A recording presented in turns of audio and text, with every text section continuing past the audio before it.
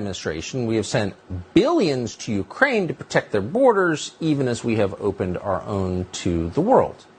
Why are we doing this exactly? Well, as Joe Biden has told us repeatedly, doing his Winston Churchill imitation, we're doing it to protect democracy. But of course, the irony here is Ukraine is not a democracy in any recognizable sense. The Ukrainian government has banned media outlets that are hostile to it. They've also shut down opposition parties. They arrested the main opposition leader. That's a democracy? So because we allowed that to happen, in fact, we funded it all, now the Ukrainian government has decided that they can impose censorship in our country.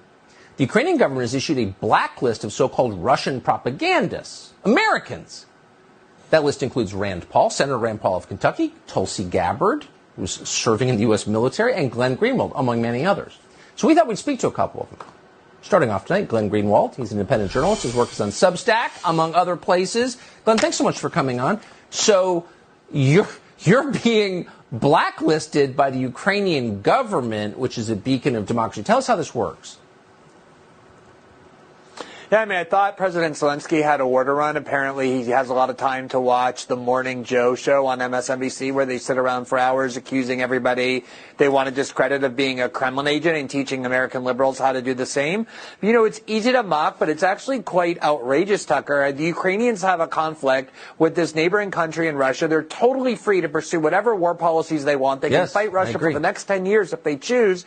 But that's not what they're doing. They're begging and, in a sense, demanding that other countries, including my own, the United States, provide them with a seemingly endless supply of weapons and money, which means we not only have the right but the obligation to debate that and ask whether that's in the interest of the American people to do. And so for Zelensky to essentially try and export the repression he's imposed in his own country here to the United States by shutting down debate and accusing those of us asking questions of being Kremlin agents or Russian propagandists takes incredible gall, while he's also demanding that we turn over all our money and weapons to him at the same time.